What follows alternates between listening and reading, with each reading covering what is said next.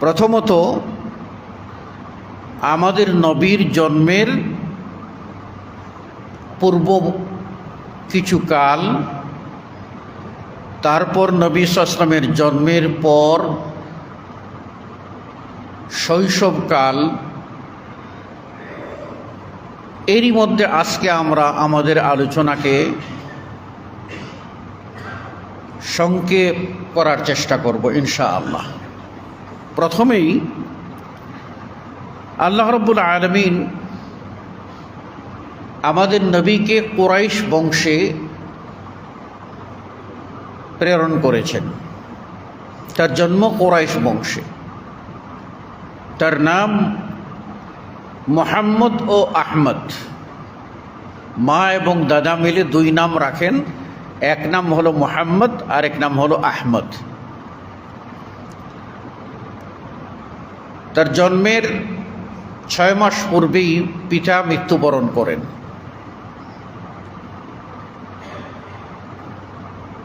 এবং দাদার কোলেই লালিত পালিত হন। দাদা 8 বছর বয়সে বিদায় গ্রহণ করেন, মাও বিদায় করেন তারই আগে। তো আল্লাহ নবী সাল্লাল্লাহু আলাইহি ওয়াসাল্লামের সাথে আমরা মক্কা এবং মদিনার একটা যোগসূত্র পাই। জন্ম কোথায়? মক্কায়। এবং তিনি বসতি স্থাপন করেন এবং কেন্দ্রীয় মসজিদ নির্মাণ করেন কোথায়? মদিনায়। এই মদিনা এর আসল নাম ছিল ইয়াসরিব। ইয়াসরিব হলো নূহ আলাইহিস সালামের সন্তানদের অধস্তন 6ষ্ঠ পুরুষ। তার নাম ছিল ইয়াসরিব। তিনি ছিলেন পর্যটক, ঘুরে ঘুরে এসে এই শহরটা খুঁজে পান এবং তারই নামানুসারে এর নামকরণ করা হয় ইয়াসরিব শহর। যেমন আমরা জানি জর্জ ওয়াশিংটন, তিনি শহরের আবিষ্কার করলেন, তার নামেই এটা হলো ওয়াশিংটন শহর হলো। সে যুগেই ইয়াসরিবের নামানুসারে যাকে আজকে আমরা মদিনা বলছি, সেটা ইয়াসরিব নামেই প্রসিদ্ধ ছিল। আল্লাহ নবী সাল্লাল্লাহু আলাইহি ওয়াসাল্লামের হিজরতের পর এটা মদিনাতুন নবী বা নবীর শহর নামে প্রসিদ্ধি লাভ করে।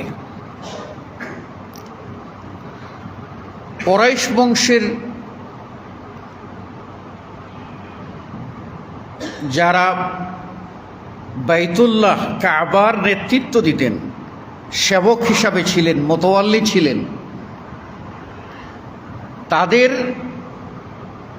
একটি সফর ইয়াসরিবে ছিল।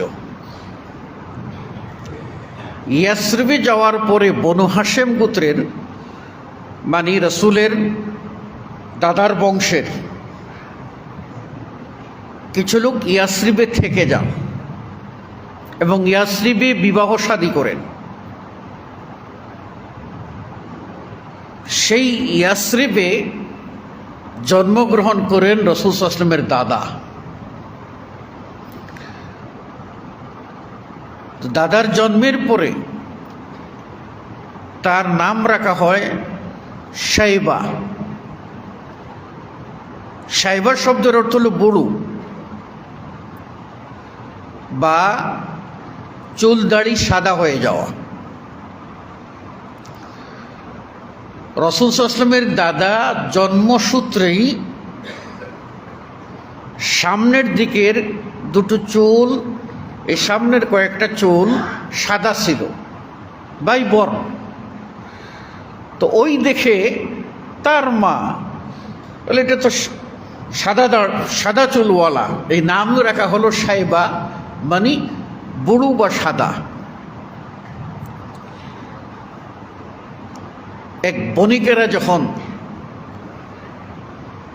সফর করলেন এবং তারা গিয়ে এই সাইবার খোঁজ নিয়ে যখন জানতে পারলেন এবং দেখতে পেলেন যে খুবই সুন্দর একজন মানুষ, তারা এসে মক্কায় খবর দিলেন।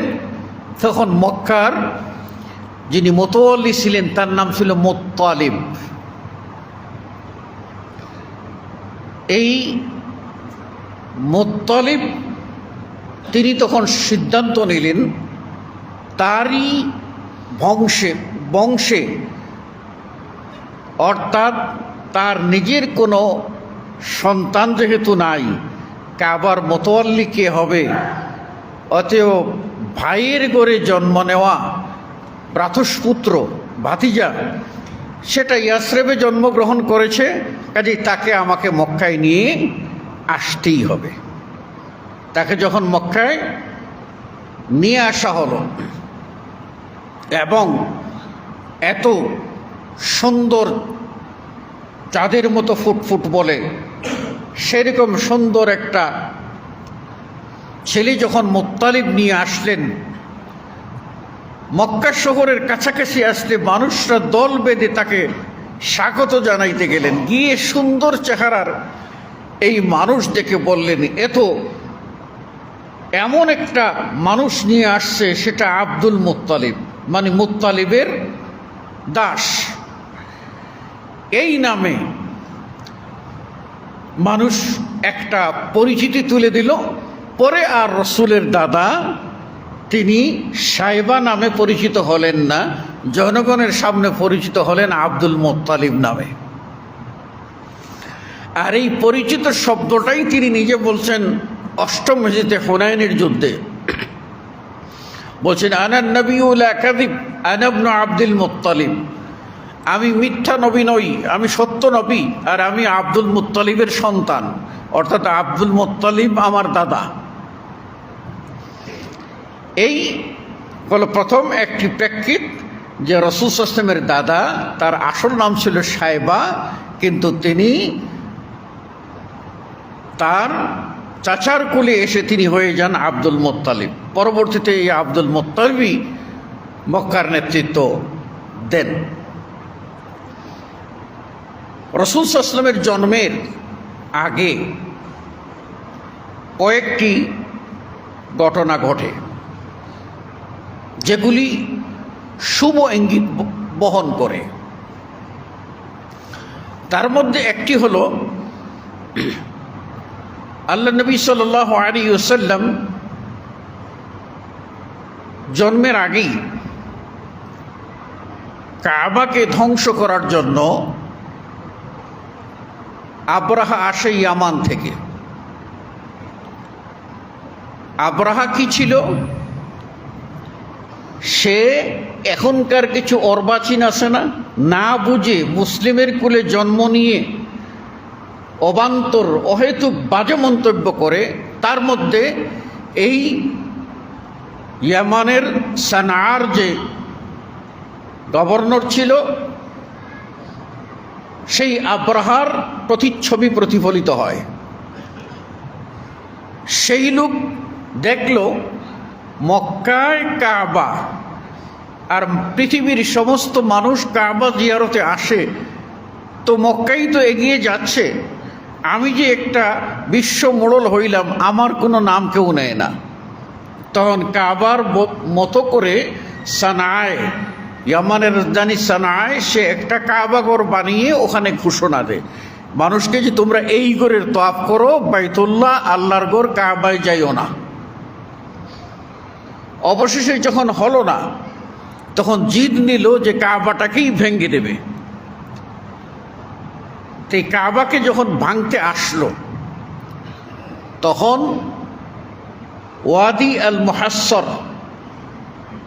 এখানেই তারা তাবু করলো, আর আল্লাহর পক্ষ থেকে গজব নামলো।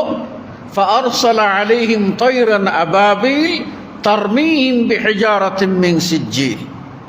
আল্লাহ রাব্বুল আলামিন ঝাঁকে ঝাঁকে পাখি প্রেরণ করলেন, আর পাখিরা ছোট ছোট কঙ্কর নিক্ষেপ করলো, যেগুলির মাধ্যমে ওরা একেবারে বস্মীভূত ঘাসের মতো হয়ে গেল, তুলুতুনা খেয়ে শেষ হয়ে গেল, সামনে আর আগাইতে পারল না। এটা আল্লাহ নবী সাল্লাল্লাহু আলাইহি ওয়াসাল্লামের জন্মের 50 অথবা 52 দিন আগে, 2 মাসও না, তার আগের ঘটনা। এর আগে আরেকটা চমৎকার ঘটনা ঘটেছিল, সেটি ছিল আল্লাহ নবী সাল্লাল্লাহু আলাইহি ওয়াসাল্লামের সাথে ইসমাঈল আলাইহিস সালাম, ইব্রাহিমের পুত্র ইসমাঈলের একটা সম্পর্ক। কারণ ইব্রাহিমের আগে যত নবী ও রসুল এসেছেন তারা বিভিন্ন গোত্রে বর্ণে এসেছেন, কিন্তু ইব্রাহিম থেকে নিয়ে মুহাম্মদ সাল্লাল্লাহু আলাইহি ওয়াসাল্লাম পর্যন্ত যত নবী ও রসুল সব ইব্রাহিমের বংশে এসেছেন, ইব্রাহিমের সন্তান। ইব্রাহিমের প্রথম পুত্র ইসমাঈল, দ্বিতীয় পুত্র ইসহাক। এই ইসহাকের ঘরে তার সন্তান নবী, তার ক্রমান্বয়ে নবী, আস্তে আস্তে ঈসা আলাইহিস সালাম পর্যন্ত নবী। আর ইসমাঈলের ঘরে সন্তান কোনো নবী নাই, তারপরেও নবী নাই, তারপরেও নবী নাই, এইভাবে আস্তে আস্তে লাস্ট তার বংশের শেষে এসে মুহাম্মদুর রাসূলুল্লাহ সাল্লাল্লাহু আলাইহি সাল্লাম জন্ম নিলেন। তো মুহাম্মদ সাল্লাল্লাহু আলাইহি সাল্লাম ইব্রাহিমের পুত্র ইসমাঈল, ইসমাঈলের বংশধর এবং চূড়ান্ত নবী। আল্লাহ নবী সাল্লাল্লাহু আলাইহি সাল্লাম থেকে একটা প্রসিদ্ধ কথা আছে যে আনা ইবনুজ জাবিহাইন, আমি 2 জন জবেহকৃত মানুষের সন্তান। কিরকম? একজন হলেন ইসমাঈল, যাকে জবেহ করার জন্য, কোরবানি করার জন্য আল্লাহ তার পিতা ইব্রাহিমকে কি করেছিলেন? নির্দেশ দিয়েছিলেন। ইব্রাহিম আলাইহিস সালাম ইসমাঈলকে কোরবানি করতে নিয়ে গিয়েছিলেন, আল্লাহ রাব্বুল আলামিন রক্ষা করে দিলেন। ইসমাঈলকে তার জায়গায় জবে করা হলো একটা প্রাণীকে। তো আল্লাহ রাব্বুল আলামিন ইসমাঈলকে রক্ষা করে দিলেন, অথচ ইসমাঈল তো জবাই হওয়ার জন্য প্রস্তুত ছিলেন। এজন্য ইসমাঈলের বংশ ধরে লাস্ট নবী মুহাম্মদ সাল্লাল্লাহু আলাইহি ওয়াসাল্লাম হওয়ায় তিনি বলতেন, আমি ইসমাঈলের পুত্র, ইব্রাহিমের পুত্র। ঊর্ধ্বতন পুরুষ সব পিতা হয়। আমরা যেমন আমাদের বাবার বাবাকে আমরা দাদা বলি আমরা পরিচিতির জন্য, কিন্তু দাদা আসলে বাবা, মানে আমার বাপেরও বাপ, যেন তোর বাপ না, সাংঘাতিক বাপ। দাদা কিন্তু সাংঘাতিক বাপ, মানে আমার বাপেরও বাপ। এইভাবে তার বাপ বাপ, তার বাপ বাপ, ঊর্ধ্বতন পুরুষ। আবার সন্তান, তার সন্তান, তার সন্তান, সব সন্তান। সেই হিসাবে রাসূল সাল্লাল্লাহু আলাইহি ওয়াসাল্লাম বলতেন, আমি এক জবিহুল্লাহ, ইসমাঈলের সন্তান। আরেক জবিহুল্লাহ হলেন তার পিতা আব্দুল্লাহ। পিতা আব্দুল্লাহ সম্পর্কে ঐতিহাসিক সূত্রে বর্ণিত আছে যে রাসূল সাল্লাল্লাহু আলাইহি ওয়াসাল্লামের দাদা মানত করেছিলেন, তার সন্তান যদি 10টা ছেলে হয় তাহলে তিনি একটা ছেলে আল্লাহ রাস্তায় কোরবানি করে দেবেন। 10টা ছেলে আল্লাহ রাব্বুল আলামিন দান করলেন। এখন 10টা ছেলের ভিতরে কোন ছেলেকে কোরবানি করবেন, কোন ছেলেকে কোরবানি করবেন, এটা একটা বিড়ম্বনা দেখা দিল। চিন্তা করলেন কি করা যায়, লটারি করি, যার নাম ওঠে তাকেই দিয়ে দেব কোরবানি, আর বাকি 9 জন সন্তান থাকবে, 9 ছেলে। এখন এই লটারি যতবার করেন ততবারই আপনার, যতবার লটারি করেন নাম ওঠে আব্দুল্লাহর, রাসূল সাল্লাল্লাহু আলাইহি ওয়াসাল্লামের বাপের নাম ওঠে। কিন্তু আব্দুল্লাহ ছিলেন অত্যন্ত সম্ভ্রান্ত, অত্যন্ত সুন্দর এবং সবচেয়ে বেশি আকর্ষণীয়। ফলে আব্দুল্লাহর নাম ওঠা মাত্রই সব বলে, না, তাকে জবাই করা যাবে না। তাহলে কি করতে হবে? কোরবানি করা যাবে না, কি করতে হবে? অবশেষে আবদুল্লাহর বিকল্প হিসাবে তিনি 10টি উট বললেন, 10টা উট দেব, আবার লটারি করা হোক। দ্বিতীয়বার লটারি করেন, উঠে আবদুল্লাহর নাম। তাহলে আবদুল্লাহকে রক্ষা করতে হলে আরো 10টা উট দেব, আবার লটারি করা হোক। এবারও নাম উঠে আবদুল্লাহর নাম, বলে আরো 10টা দেব। এইভাবে যখন 100 উঠে পূর্ণ হলো, যখন লটারি উঠলেন, তখন উটের নাম উঠল, আর আবদুল্লাহর নাম উঠল না। আল্লাহ রাব্বুল আলামিন আবদুল্লাহকে বাঁচিয়ে দিলেন, আর দাদা 100 উট কুরবানি করলেন।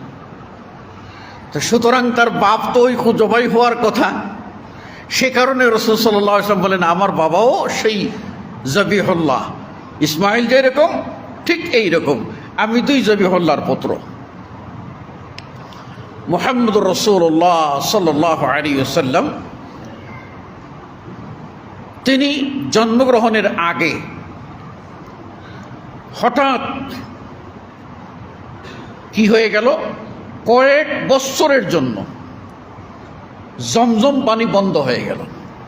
জমজম পানির ইতিহাস আপনারা জানেন। এই জমজম পানিটা শুরু হয়েছে রাসূল সাল্লাল্লাহু আলাইহি ওয়াসাল্লামের ঊর্ধ্বতন পুরুষ নবী ইসমাইল আলাইহিস ইসলামের পায়ের আঘাতে, ওই জায়গায়। তাহলে প্রথম তার বাপ, পূর্বপুরুষ নবী ইসমাইল, এটার সূচনাই জমজমের। চলতে থাকলো যুগ পর যুগ, যুগ পর যুগ। মাঝখানে একবার বাধা হয়েছিল, আবার খোলা হলো। কিন্তু আল্লাহ নবী সাল্লাল্লাহু আলাইহি ওয়াসাল্লাম জন্মের আগে আবার পানি বন্ধ হয়ে গেল। জমজম পানি নাই, মানুষকে পানি পান করাবেন কি করে? কিন্তু এই কূপটা কোথায় আছে সেটাও কেউ জানেন না, যে ওই কোন জায়গায় কূপটা আছে। কয়েক বছর চলে গেছে। এই সময় রাসূল সাল্লাল্লাহু আলাইহি ওয়াসাল্লামের দাদা স্বপ্নে দেখলেন যে তিনি এই কূপ খনন করতেছেন এবং জমজম পানি উঠার ব্যবস্থা করতেছেন। এই স্বপ্ন দেখার পরেই তিনি ওই নির্ধারিত জায়গায় গেলেন এবং সেখানে কূপ খনন করলেন। আল্লাহ রাব্বুল আলামিন এই জমজম পানি পুনরায় জারি করে দিল। আজও পর্যন্ত আছে, আজও পর্যন্ত আছে। এটা আল্লাহর অন্যতম একটা রহমত। এরপরে আরেকটি ঘটনা আছে। আল্লাহ নবী সাল্লাল্লাহু আলাইহি ওয়াসাল্লাম জন্মের পরেই কিছুদিনের মধ্যে আবার খরা দিল, অনাবৃষ্টি। বৃষ্টির জন্য মানুষ হাহাকার। তখন আব্দুল মুত্তালিব নাতি মুহাম্মদ সাল্লাল্লাহু আলাইহি ওয়াসাল্লামকে হাতে নিলেন, কুলে যেরকম নিয়ে হাতে, এবং কুলে হাতে করে নিয়ে বাচ্চাদেরকে আদর করে উপরে ঢিল মারে, আবার কুলে নয়। জনগণ ভিড় জমেছে, পানির জন্য হাহাকার। তখন তিনি আল্লাহ নবী সাল্লাল্লাহু আলাইহি ওয়াসাল্লাম কুলের বাচ্চা, তাকে এরকম উপর দিকে একটু ঢিল মেরে আবার লুফে নিয়ে বললেন, আল্লাহুম্মা আগিসনা গায়সাম মুগীসা, হে আল্লাহ তুমি আমাদেরকে পরিতৃপ্ত পানি দাও। এই 2বার এইরকম করে উপরে উঠিয়ে ঢিল মেরে আবার কোলে নিয়ে এই দোয়াটা করছিলেন। সাথে সাথেই আল্লাহ রাব্বুল আলামিন মেঘে আকাশ ঢাকিয়ে দিলেন এবং কিছুক্ষণের মধ্যেই বৃষ্টি শুরু হয়ে গেল। এগুলিও শুভ লক্ষণ। জন্ম হওয়ার পরেই কিছুদিনের মধ্যেই আল্লাহ নবী সাল্লাল্লাহু আলাইহি ওয়াসাল্লামকে নিয়ে যাওয়ার জন্য আসলো তায়েফ থেকে সাদিয়া গোত্রের হালিমা আসলেন। কেন আসলেন এটা আমাদের মনে রাখতে হবে, যে আমাদের শহরের ভাষা আর গ্রামের ভাষা এক নয়।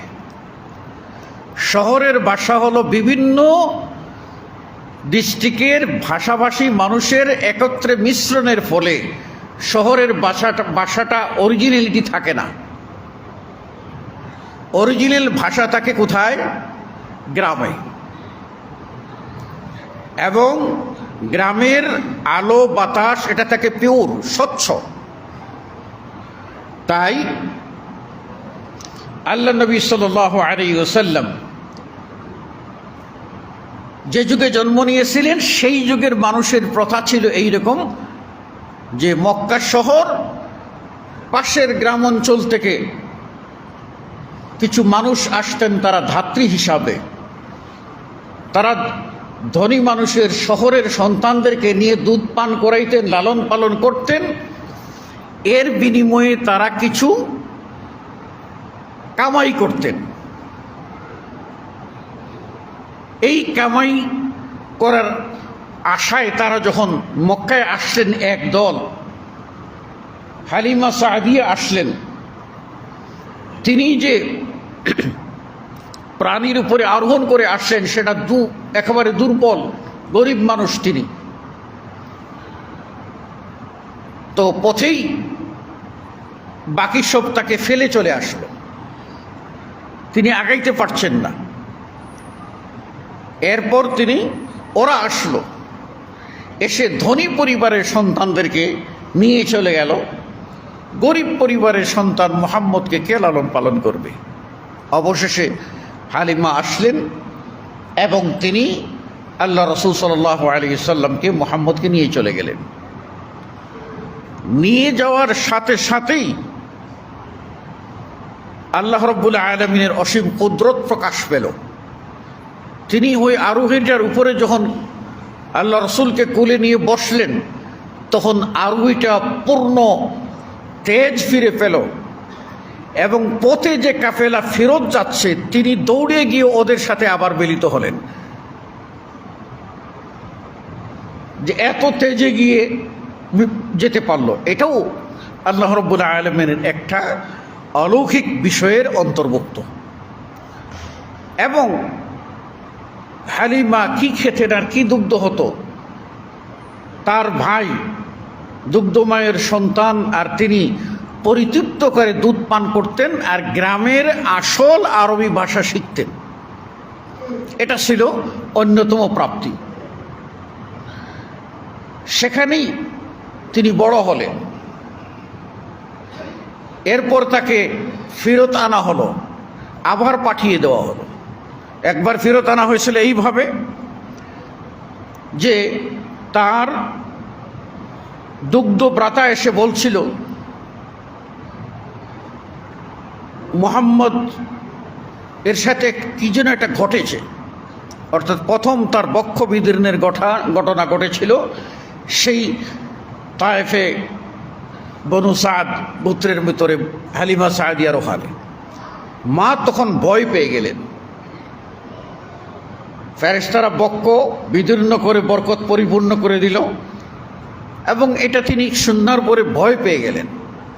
তিনি তখন মনে করলেন পরের সন্তান আরেক বিপদে পড়ব। দৌড়ে তিনি নিয়ে এসে মক্কায় পৌঁছে দিলেন এবং বলেন আপনারা আপনার সন্তানকে রাখুন। তারা আবার ফেরত দিল যে না, কোনো অসুবিধা নেই, আপনি নিরাপদে রাখতে থাকুন, আপনার কাছেই নিরাপদ। নিয়ে লালন পালন করলেন। এটাও একটা অলৌকিক ঘটনা। তারপর ঘটনা হলো তিনি সেখান থেকে আল্লাহ রাসূল সাল্লাল্লাহু আলাইহি ওয়াসাল্লাম নিজ এলাকায় আসলেন। এলাকায় আসার পরে তিনি একটু বড়। এই সময়ে আরবের মুশরিকরা সিদ্ধান্ত নিল কাবা ভেঙ্গে পুনরায় নির্মাণ করবে এবং সিদ্ধান্তের মধ্যে ছিল তারা কাবা ভাঙবে আর হালাল, তাদের দৃষ্টিতে যে পয়সাগুলি হালাল, এই হালাল পয়সা দিয়ে আল্লাহর ঘর নির্মাণ করবে। ইব্রাহিম আলাইহিস সালাম নির্মাণ করেছিলেন, কাবার 4 কোণা ছিল আর 2টা দরজা ছিল। আরবের মুশরিকরা যখন কাবা ভাঙল তখন রাসূল সাল্লাল্লাহু আলাইহি ওয়াসাল্লাম অংশ নিয়েছিলেন পাথর বহনে, এটার প্রমাণ পাওয়া যায়। এরপর কাবা যখন ভেঙ্গে নির্মাণ করতে গেল তখন তারা 2টা খারাপ চিন্তা তাদের ভিতরে আসলো। একটা হলো যে কাবাকে আমরা বানাবো, ইব্রাহিমের ভিত্তির উপরে আমরা রাখতে পারবো না। কেন রাখতে পারবো না? আমাদের টাকা কম, কাজেই উত্তর দিক থেকে কিছু অংশ ছেড়ে দিয়ে কাবাকে আমরা ছোট করে নির্মাণ করব। এই ছোট করে নির্মাণ করতে গিয়ে উত্তর পূর্ব কোণ, উত্তর পশ্চিম কোণ, দুই কোণ বাদ পড়ে যায়। এজন্য কাবার কিন্তু বর্তমানে কোণ হচ্ছে দুটা, একটা হলো হাজারে আসওয়াদ, একটা হলো রুকনে ইয়ামানি। কাবার আর উত্তরের দুই সাইডের দুই কোণ নাই। এটা কাবার ভিতরের অংশ, এটা তারা করলো। আরেকটা করলো যে ইব্রাহিম 2 দরজা করেছিলেন, আমরা 1 দরজা করব। 1 দরজা করলো। 1 দরজা করতে গিয়ে তারা তখন চিন্তা করলো যে কাবাটার দরজা নিচে রাখা যাবে না। যদি নিচে রাখি তাহলে যে কেউ প্রবেশ করবে, আর যে কেউ প্রবেশ করলে আমরা যারা মোতোয়াল্লিগিরি করে আসতেছি আমাদের মাতবরি তো থাকবে না। কাজেই এমন একটা কৌশল করা দরকার যাতে আমরা এই কাবায় কেউ ঢুকতে চাইলে, যে কোনো রাজা বাদশাহ হোক, ঢুকতে চাইলে যেন আমাদের দরকার হয়। তখন তারা চিন্তা করে এই কাবাঘর বানানোর সময়ে তারা বলল যে এমন উঁচা জায়গায় দরজার নিচের চৌকাঠটা দিতে হবে যাতে কেউ, কোনো মানুষ সাধারণত হাত দিয়ে পাইতে পারে কিন্তু যেন উঠতে না পারে। কি করব? আমরা এর জন্য মই বানিয়ে রাখব এবং এটা আমাদের মোতোয়াল্লির কাছে থাকবে। কেউ ঢুকতে চাইলে আমাদের দ্বারস্থ হবে, চাবি থাকবে আমাদের কাছে, মইও থাকবে আমাদের কাছে। আমরা সম্মত হইলে অনুমতি দেব, মই দেব, চাবি খুলে দেব, তারপর ঢুকবে, না হলে ঢুকতে পারবে না। এই কাজ করে দেখেছেন, কাবা উঁচু করে করেছে। এটা একটা কাজ করল। এরপর তারা যখন কাবা ভাঙ্গে, ওই সময়ে হাজারে আসওয়াদকে তারা আলাদা সরিয়ে রেখেছিল। হাজারে আসওয়াদ আল্লাহ রাসূল সাল্লাল্লাহু আলাইহি ওয়াসাল্লাম, এটা জান্নাতি পাথর। এই পাথরটাকে আলাদা রেখেছিল। এই জান্নাতি পাথর যখন ওই জায়গায়, হাজারে আসওয়াদ যে জায়গায় আমরা উমরা করতে গিয়ে চুম্বন দিই, এই হাজারে আসওয়াদটা রাখতে হবে। এখন যে রাখবে হাজারে আসওয়াদটা, সে হবে সম্মানী, সে হবে সবচেয়ে মর্যাদার। দেখেন না, রাজমিস্ত্রিরা সুন্দর বিল্ডিং বানায়, আর ফলক উন্মোচন করে যে নেতা, তার নাম হয়, উনি উদ্বোধন করেছেন। সেই সম্মানটা নেওয়ার জন্য আরবের গোত্রের ভিতরে দ্বন্দ্ব দেখা দিল। দ্বন্দ্ব এমন আকার ধারণ করলো যে কাবার চত্বরেই খুনাখুনি হবে এবং রক্তের বন্যা বয়ে যাবে। এই রকম অবস্থা। কে রাখবে? এখন যদি আপনার এক গোষ্ঠীর প্রধান রাখে, অন্য গোষ্ঠীওয়ালারা রাগ করে, দেব না। এমন যখন উপক্রম দেখা দিল, কাবাকে এই হাজারে আসওয়াদটা রাখা নিয়ে, জান্নাতি পাথরটা রাখা নিয়ে দ্বন্দ্ব যখন দেখা দিল, এমন মারামারির অবস্থা যে মারামারি লাগবে এবং রক্তের বন্যা বয়ে যাবে। অবশেষে বয়স্কদের অভিজ্ঞতা থাকে তো, তারা এসে বলেন, এটা কাজ করে থামো, এই রক্তারক্তি করলে কাবার চত্বর লাল হবে, এটা হবে না, আমাদের ঐতিহ্য নষ্ট হবে। দেখি না আল্লাহ কি করে, যদিও মুশরিক, লাত উজ্জা মানাত হুবলের পূজা করে, কিন্তু আল্লাহর উপরে আস্থা একটা আছে। দেখি না আল্লাহ কি করে। তো আল্লাহ কি করে বলে, ওদেরকে শান্ত করলো। শান্ত করার পরে তিনি একটা ফর্মুলা দিলেন। ফর্মুলাটা হলো যে আমরা এখন কেউ হস্তক্ষেপ করব না। কালকে ভোরে সর্বপ্রথম যে কাবায় প্রবেশ করবে তার হাতেই এটার বিচার ফয়সালা আমরা দিয়ে দেব এবং তিনি এটার সমাধান করবেন, তিনি পাথরটা রাখবেন। সে বলল ঠিক আছে, দেখি কার কপালে আসে। তো সবাই তাকাচ্ছে কোন নেতার কপাল আছে। সবাই তো না, নেতা যাবে যারা তারাই তো। দেখা গেল যে সবার আগেই ঢুকতেছেন যুবক মুহাম্মদুর রাসূলুল্লাহ সাল্লাল্লাহু আলাইহি ওয়াসাল্লাম। তিনি কিন্তু রসুল হন নাই তখনও, যুবক মুহাম্মদ। তো মক্কাবাসীর কাছে এত বিশ্বস্ত ছিলেন যে তাকে তারা শুধু মুহাম্মদ বলতো না, তারা তাকে বলতো আল আমিন, মানে চরম বিশ্বাসী, আমানতদার। এইরকম মানুষ হয় না যাকে জাহিলিয়াতের কোনো কদর্য, কোনো ময়লা স্পর্শ করেনি। জাহিলিয়াতের সময়ে মদ এর বাজার ছিল, তাকে মদ স্পর্শ করেনি। নারী কেলেঙ্কারির বাজার ছিল, সেটাও তাকে স্পর্শ করেনি। গানবাদ্য কোনো কিছুই তাকে স্পর্শ করেনি। জাহিলিয়াতের কোনো ছোঁয়া স্পর্শ করেনি। তিনি এমন পবিত্রভাবেই তার জীবন গঠন করেছিলেন। আপনারা বলুন, চতুর্দিকে জাহিলিয়া অন্ধকার, তার মধ্যেও যদি একজন দুজন ব্যক্তি তার পবিত্রতা রক্ষা করতে পারেন, তাহলে হাজার শয়তানের মাঝেও কি আমরা এক দুজন ব্যক্তি আমাদের ঈমানকে কি বাঁচিয়ে রাখতে পারবো না? আমাদের ব্যক্তিত্ব কি আমরা বাঁচিয়ে রাখতে পারবো না? আমাদের পরহেজগারি, আমাদের শালীনতা, আমাদের ভদ্রতা, আমাদের জেন্টালিটি, এটা কি আমরা রক্ষা করতে পারবো না?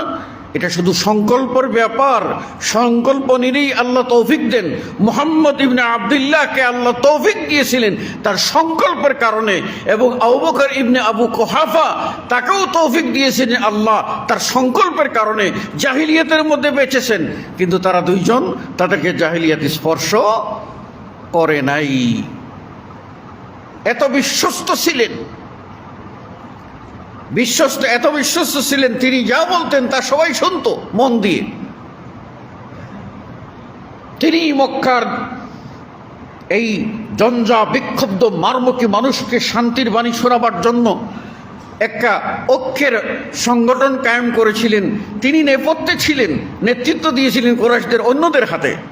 ফর্মুলা তার ছিল। তিনি হলেন মুহাম্মদ সাল্লাল্লাহু আলাইহি ওয়াসাল্লাম, যখনও তিনি নবী হন নাই। তো তিনি যখন ঘরে প্রথম প্রবেশ করলেন, তখন ওই নেতারা সব দেখলো যে সবার আগে মুহাম্মদ ঢুকতেছে। এমন কোনো গোত্রপতি নাই, এমন কোনো নেতা নাই যে তখন বসেছিল। লাফ দিয়ে সবাই উঠলো আর বলল, হাযাল আমিনু, হাযাল আমিনু রাযিনা বিহি। এই তো চরম বিশ্বাসী আল আমিন এসে গেছে, তার প্রতি আমরা সবাই সন্তুষ্ট, তিনি যে ফয়সালা দেবেন আমরা মেনে নেব। এমন কোনো গোত্র ছিল না যে বলবে যে আমরা এটা দ্বিমত করেছি। সবাই বলল হাযাল আমিন, তিনি আসছেন, তিনি যে ফয়সালা দেবেন আমরা মেনে নেব। আল্লাহ নবী সাল্লাল্লাহু আলাইহি ওয়াসাল্লামের কাছে যখন সবাই গিয়ে বলল, তিনি যখন উঠলেন যে আপনি আমাদের এই সমস্যার সমাধানটা করে দেন, আল্লাহ নবী সাল্লাল্লাহু আলাইহি ওয়াসাল্লাম বললেন, ঠিক আছে, ঠিক আছে, আমি সমাধান করে দিচ্ছি। আল্লাহর উপর ভরসা করে তিনি সমাধান করতে গেলেন। কিভাবে? তখনও তিনি নবী হন নাই। তিনি তখন বললেন, একটা চাদর দাও, একটা বড় কাপড় দাও, একটা বেডশিটের মতো একটা কাপড় দাও। সেই কাপড়টা আনলেন আর বিছাইলেন। এবার নিজ হাতে ওই পাথরটা এনে কাপড়ের উপরে রাখলেন। কাপড়ের উপরে রাখার পরে বললেন, যত গোত্রপতি আসো না, প্রত্যেক গোত্রের পক্ষ থেকে একজন এসে চাদরে ধরো। মারামারি করছিল তো কে রাখবা, তো আসো সবাই চাদরে ধরো, মিলে জুলে আমরা সবাই পাথরটা নিয়ে রাখি। খুশিতে সবাই আটকানা, এই সমাধানটা আমরা খুঁজেই তো পাইনি, কিন্তু মুহাম্মদের মতে চমৎকার সমাধান আসলো। সব গোত্রপতিদেরকে ডাকলো, প্রত্যেক গোত্রের লিডাররা এসে কাপড়ে ধরলো, একেবারে হাজারে আসফদ যেখানে রাখবে ওই দেয়ালের কাছে নিয়ে রাখলো। কাছে যখন নিয়ে রাখলো, এবার বলো আপনাদের কাজ শেষ। এবার রাসূল সাল্লাল্লাহু আলাইহি ওয়াসাল্লাম নিজ হাতে পাথরটা উঠাইয়া ওই জায়গায় বসাইয়ে দিলেন। সুবহানাল্লাহ। এই জন্য তাকে বলা হয় ওয়ামা আরসালনাকা ইল্লা রাহমাতাল লিল আলামিন, আপনাকে আমি জগৎবাসীর জন্য রহমত ছাড়া আর কিছু না, রহমত স্বরূপ পাঠিয়েছি। এই রক্তক্ষয়ী সংগ্রাম থেকে কি চমৎকার বুদ্ধিমত্তায় তিনি একটা কি করে দিলেন, সমাধান করে দিলেন। তার কোনো রক্তপাতের ঘটনা ঘটল না। মুহাম্মদুর রাসূলুল্লাহ সাল্লাল্লাহু আলাইহি ওয়াসাল্লাম তিনি যখন প্রথম নবুয়ত প্রাপ্ত হলেন, প্রথম যখন তার কাছে ওহী নাজিল হলো, ভয় পেয়ে গেলেন। দৌড়ে কার কাছে আসছিলেন? খাদিজার কাছে আসছিলেন। সবই জানেন আপনারা। খাদিজা রাদিয়াল্লাহু তাআলা আনহা রাসূল সাল্লাল্লাহু আলাইহি ওয়াসাল্লামের সান্ত্বনা দিয়েছিলেন। আর কি বলেছিলেন এটা আপনাদের মনে রাখতে হবে। তিনি বলছিলেন লা ইউখজিয়াকাল্লাহু আবাদা, অবশ্যই আল্লাহ কখনো আপনাকে বিপদগামী করবেন না। ভয় পাচ্ছেন কেন? আপনি কে? আপনি তো সেই মুহাম্মদ, কোন দুর্বল মানুষ পেলে তার সহায়তা করেছেন। আপনি সেই মানুষ যে বুড়ো মানুষ কাঁধে ভর করে কিছু নিয়ে যেতে পারত না, আপনি তার বোঝাটা মাথায় তুলে নিয়ে বহন করে এগিয়ে দিয়ে আসছিলেন।